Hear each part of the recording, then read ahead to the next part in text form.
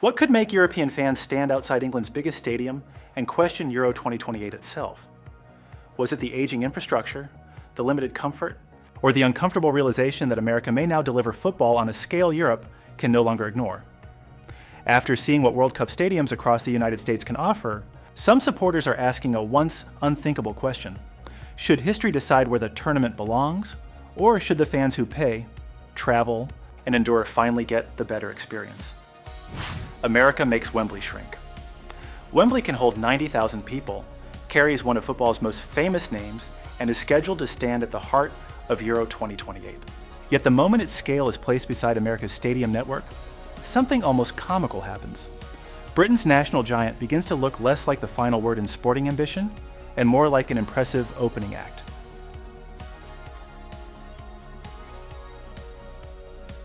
That comparison would have sounded absurd to many European supporters before the 2026 World Cup.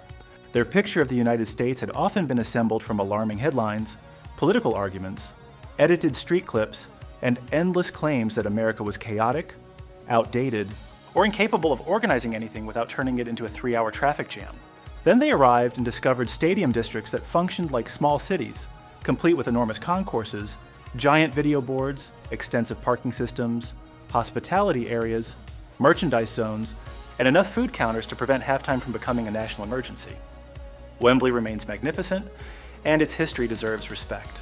However, Euro 2028 will also rely on venues such as Tottenham Hotspur Stadium, the Etihad Stadium, Villa Park, St. James's Park, and Everton's newer home.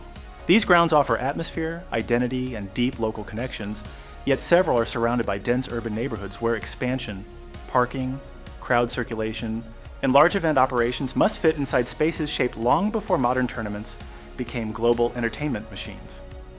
America approaches the same problem with the subtlety of a Costco shopping cart.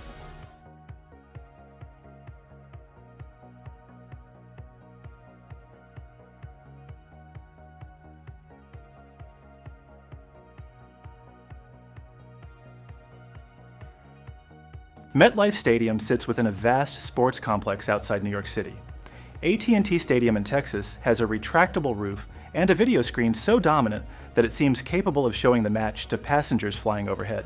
Sophie Stadium in Los Angeles feels less like a traditional ground and more like an airport terminal that accidentally developed an interest in football.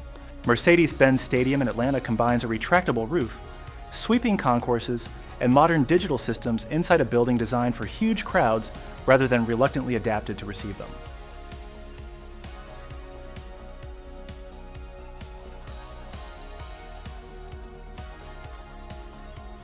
That difference matters because supporters experience far more than 90 minutes of play. They need clear entrances, reliable restrooms, shaded areas, accessible seating, efficient security lanes, food that can be purchased before the next tournament begins, and enough room to move without becoming temporary relatives of the person standing beside them. After experiencing American venues during World Cup 2026, the debate around Euro 2028 would naturally change. The question would no longer be whether Britain possesses famous stadiums. Nobody sensible doubts that. The uncomfortable question would be whether history alone can compete with a country that treats every major sporting event like the Super Bowl, a technology convention, and a family road trip arriving simultaneously. Perhaps that is why the suggestion of moving the tournament to America would not sound like an insult to English football. It would sound like recognition that the United States has built something unusually powerful. Stadiums that do not merely contain the spectacle, but enlarge it. Once supporters have enjoyed that scale, comfort, and theatrical energy, returning home may feel rather like leaving a luxury recliner and being handed a perfectly respectable wooden chair. Weather loses. Here, British football has always treated weather like an uninvited relative who somehow gets a seat at every important occasion. Rain drifts across the floodlights, wind rearranges corner kicks, and thousands of supporters quietly accept that a plastic poncho may become part of the official matchday uniform. That unpredictability gives English football some of its romance, but during an international tournament, romance can become expensive very quickly. This is where American stadium design begins changing the conversation.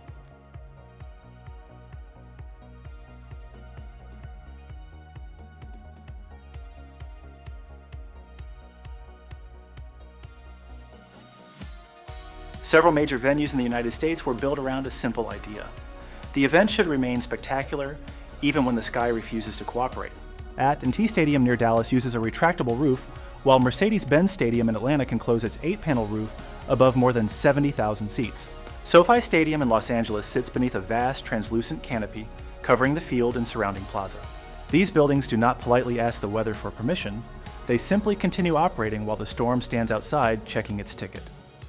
That approach feels especially striking beside the stadium selected in England for Euro 2028. Wembley protects most spectators with its enormous arch-supported roof, yet the pitch remains exposed. Tottenham Hotspur Stadium also covers the seating areas rather than sealing the entire playing surface beneath a climate-controlled shell. Villa Park and St. James's Park carry tremendous atmosphere and history, although neither was designed to turn a wet November evening into an indoor summer afternoon. The deeper difference is cultural rather than architectural. British stadium tradition grew from clubs rooted inside neighborhoods where the ground belongs to the city around it and supporters accept the elements as part of the story. America developed many modern venues as all-purpose entertainment machines expected to host football, soccer, concerts, college championships, wrestling events, and occasionally enough pyrotechnics to make the 4th of July feel underdressed. That flexibility becomes addictive because it removes one layer of anxiety from the day.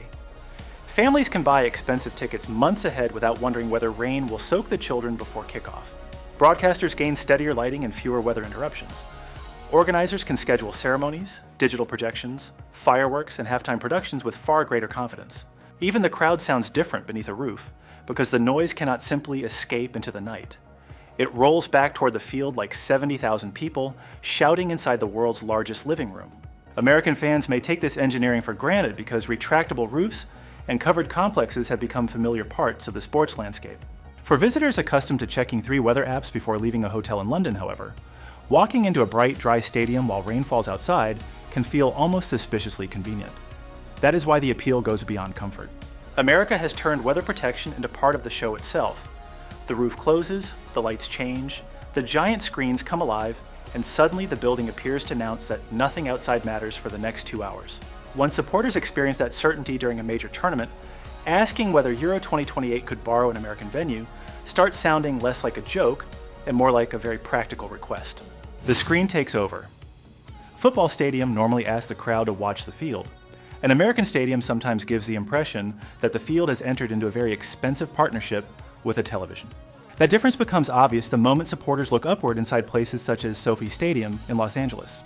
Suspended above the field is the Infinity Screen, a double-sided 4K display covering roughly 70,000 square feet and stretching about 120 yards from end to end. It is longer than the playing surface beneath it, weighs more than 2 million pounds, and hangs over the action like a spaceship that has somehow secured naming rights. There's a roof above my head, there's air conditioning units, it's 35 degrees outside and you wouldn't even know in here.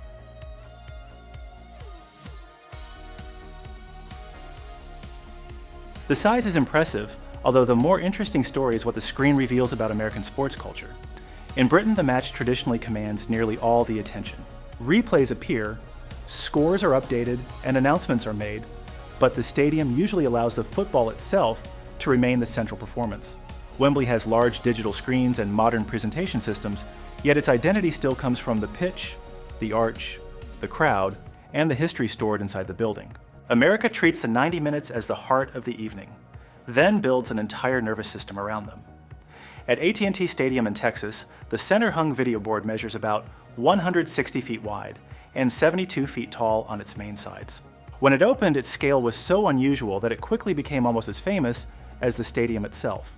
Replays arrive instantly, player introductions feel cinematic, statistics appear before anyone can finish asking for them, and spectators sitting far from the field can still study details that would otherwise require binoculars and the eyesight of a bald eagle.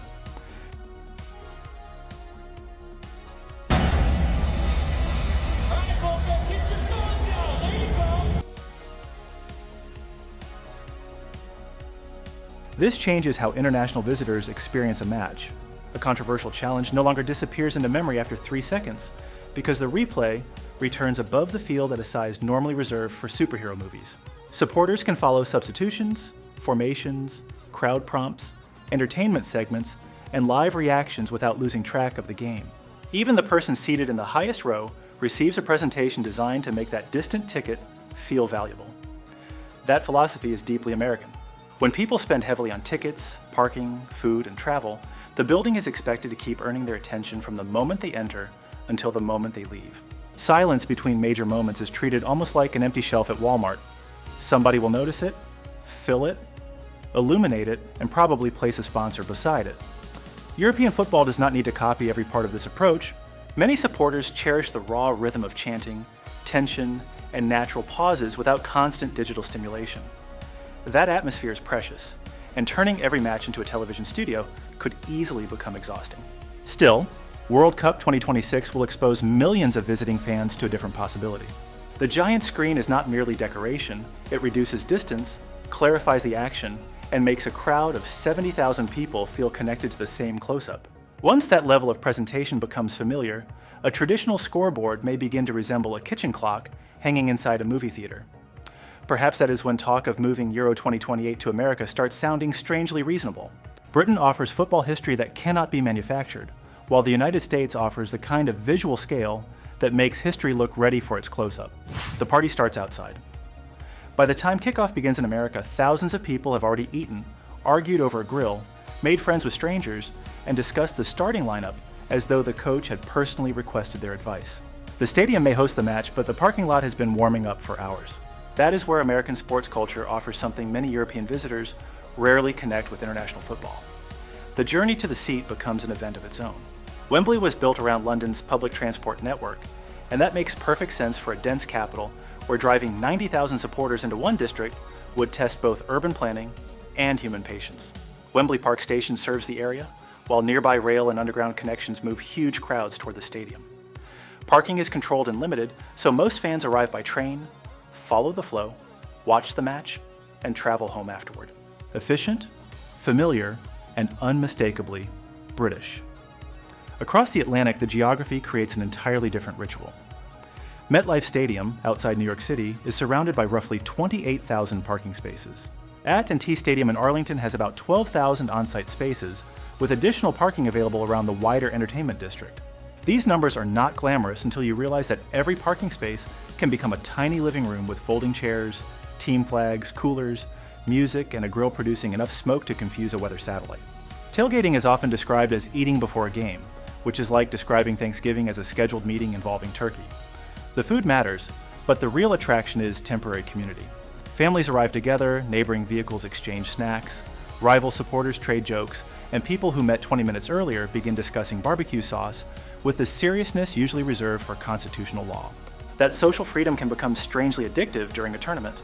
International football often carries tension because supporters are moving quickly through unfamiliar cities, checking tickets, searching for entrances, and trying not to board a train headed in the wrong direction. An American tailgate slows the whole day down. Nobody needs the match to begin immediately because the experience has already started beside the car. The contrast says something important about how the two cultures use stadium space. In cities such as London, Manchester, or Newcastle, the ground is woven into an existing urban neighborhood. Pubs, streets, railway stations, and local businesses become the gathering place. American venues located in places such as Arlington or East Rutherford frequently have more land surrounding them, so supporters build their own village for the afternoon and pack it away after the final whistle. Neither tradition cancels the other. A crowded English pub singing before kickoff has a warmth that cannot be manufactured with asphalt and pickup trucks. Yet America adds an unusual sense of ownership. The supporters do not simply enter someone else's event. They bring part of the event with them. That may be the most persuasive advertisement for hosting another major tournament in the United States. People arrive expecting a football match and discover what feels like a national holiday assembled between painted parking lines. The grill is working, the flags are flying, somebody's uncle has appointed himself parking lot commissioner, and no one appears eager to leave. After weeks of that rhythm during World Cup 2026, returning to a quick sandwich near a railway platform could feel surprisingly quiet. Euro 2028 may belong to Britain on the calendar, but America has already shown how easily the celebration can begin long before anyone sees the field. The stadium never sleeps. A European stadium usually has one dramatic transformation each week. Empty concrete becomes a roaring football ground, then the final whistle sends everyone back into the city.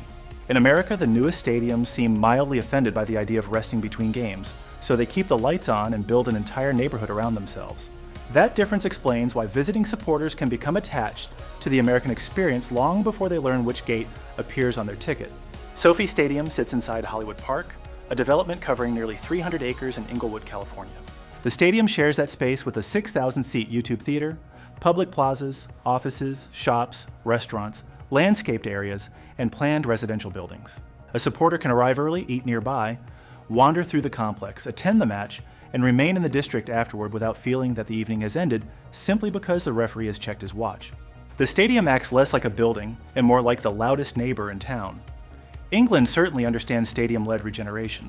Wembley Park has been transformed with new homes, restaurants, hotels, public spaces, and the London designer outlet surrounding the National Stadium. Tottenham Hotspur Stadium has also helped reshape part of North London while hosting NFL games, boxing, concerts, rugby, and other major events. Britain deserves credit here because these are genuine modern sporting districts rather than old grounds with a coffee shop attached. America, however, often pushes the idea further by designing the whole destination around large-scale entertainment from the beginning. In Arlington, AT&T Stadium sits near Globe Life Field, Texas Live, hotels, restaurants, and additional attractions within the wider entertainment district. Atlanta's Mercedes-Benz Stadium stands beside major downtown venues and convention facilities, allowing visitors to move between sport, dining, and city attractions without treating the stadium as an isolated appointment.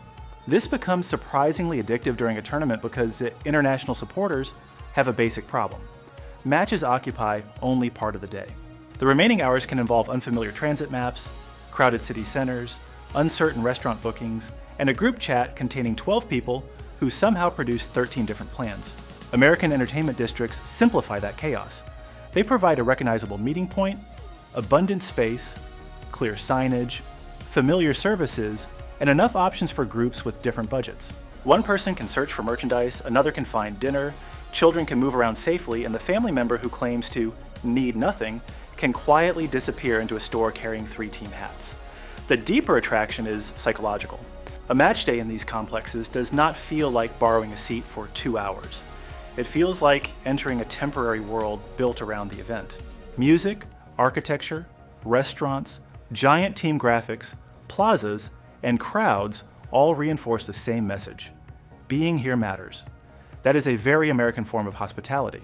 Instead of asking visitors to squeeze a tournament into the city's existing routine, the surrounding district bends itself toward the celebration and gives everyone room to participate. By Euro 2028, England will still offer something America cannot reproduce: generations of football memory woven into streets, pubs, railway platforms, and neighborhood rituals.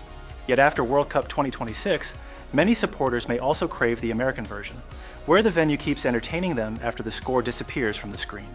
Perhaps the most dangerous thing America gives visiting fans is not comfort or spectacle, but the feeling that leaving early means missing something. $2 stadium magic. The most persuasive piece of American stadium technology may not be hanging from the roof or hiding beneath the field. Sometimes it arrives inside a cardboard tray, covered with mustard, and costs less than the coffee people bought on the way there. Mercedes-Benz Stadium in Atlanta became famous for its fan-first concession pricing when it opened in 2017. The original menu included $2 hot dogs, $2 soft drinks with free refills, $3 nachos, $5 beer, and $12 pizzas large enough to prevent a family discussion from becoming a custody battle over the final slice. The prices have evolved over time, but the principle remains unusually clear. Getting a captive audience through the gates should not be treated as permission to empty every pocket they brought with them. That sounds like a small detail until an entire family attends a tournament match. At Wembley, food and drink prices naturally reflect London's operating costs, staffing, security, and the commercial realities of one of the world's most important venues. The stadium offers far more choice than old British grounds once did, yet a family buying several meals and drinks can still watch the total climb with the enthusiasm of a taximeter stuck in central London. Nobody expects stadium food to resemble a supermarket bargain aisle, but supporters also remember when a snack begins competing with a match ticket for emotional attention. Atlanta approached the problem from the opposite direction. Lower prices encourage more people to buy, shorten the mental debate at the counter, and help the building produce strong, overall concession sales through volume. Instead of squeezing the largest possible profit from each hot dog, the stadium made the hot dog feel like part of the welcome. That distinction says a great deal about American event culture. The country is often portrayed overseas as a place where every experience has been commercialized beyond recognition, yet one of its most celebrated stadium policies is built around making food surprisingly affordable. The contradiction is almost too neat. Visitors arrive prepared to defend their wallets, then discover a drink with free refills costing less than some bottled water at European transport hubs. The real attraction is not the saving of $3 or $4. It is the feeling that the venue has remembered ordinary supporters after spending more than $1 billion on steel, glass, digital screens, and a roof that opens like a camera shutter. Grand architecture impresses people for several minutes. Fair treatment at the concession stand stays with them for the entire evening. This becomes especially meaningful during an international tournament when visitors may attend several matches within a few weeks. A single overpriced meal can be dismissed as part of traveling. Repeated across 4 stadium visits, add children, drinks, transport, and merchandise, and the budget begins making noises normally associated with an old pickup truck climbing a hill. America's best venues understand that comfort includes financial comfort. A supporter who can feed the family without performing advanced mathematics is more relaxed, more likely to arrive early, and far more willing to remain inside the stadium district after the match. Affordable concessions quietly extend the celebration because nobody feels punished for being hungry. Euro 2028 will offer football heritage, packed urban streets, and stadiums filled with songs that have crossed generations. America adds a newer idea to that tradition. A world-class venue can look like the future without charging visitors, as though every hot dog personally helped finance the roof. That may be why people become attached to the experience so quickly. They expect American excess and discover American generosity hiding beside the ketchup dispenser. Your phone still works.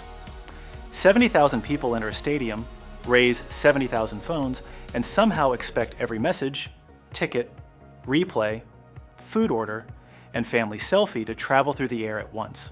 In many crowded venues, the network responds by taking a personal day.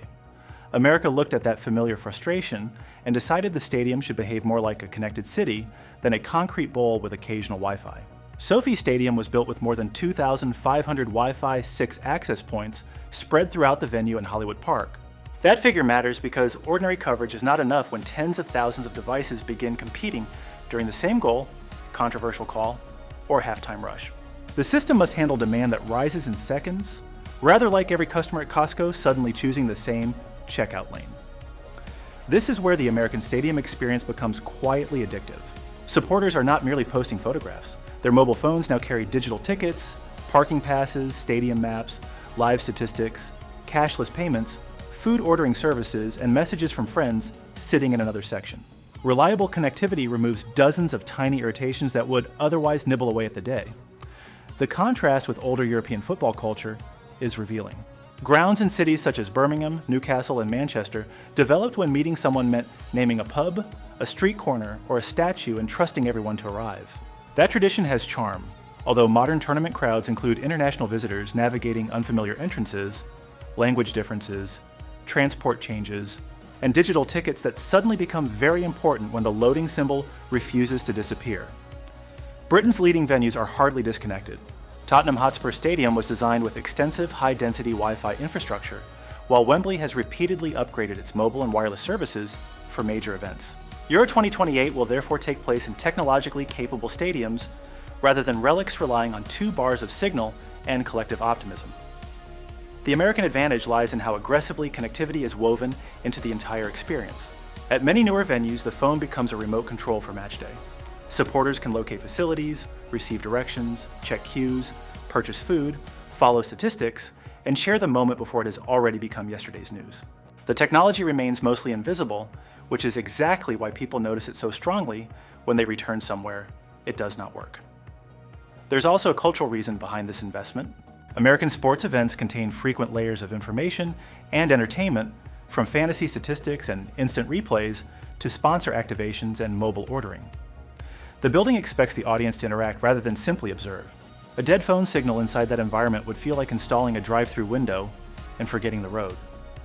For visiting supporters, this convenience creates a surprising sense of freedom. Nobody has to leave a lively concourse and hunt for a printed map. Friends separated by different gates can reconnect without developing a rescue plan. Parents can remain in contact with older children, while international travelers can access translations, transport updates, and hotel directions before joining the crowd outside. These are not glamorous advantages, and nobody flies across the Atlantic to admire a wireless access point. Yet the best infrastructure often wins affection precisely because it disappears into the background. Everything simply works, allowing the supporter to concentrate on the occasion rather than troubleshoot it. That may be one reason American stadiums feel unusually modern even after the first visual excitement fades. Their real achievement is not making technology impressive, it is making inconvenience feel strangely old-fashioned. After World Cup crowds experience that smooth connection, asking Euro 2028 to move across the Atlantic might begin with one very ordinary discovery. Their ticket loaded immediately, their family found them, and the winning goal reached the group chat before the players finished celebrating. Perhaps the question is no longer whether Britain can host Euro 2028 beautifully, because it certainly can. The deeper question is what happens after supporters experience American stadiums that treat comfort, technology, scale, and celebration as parts of the same promise. Once that standard feels normal, tradition alone may no longer settle the debate. Would you keep Euro 2028 in Britain or move it to America? Share your choice below and subscribe for more cultural comparisons that challenge familiar assumptions.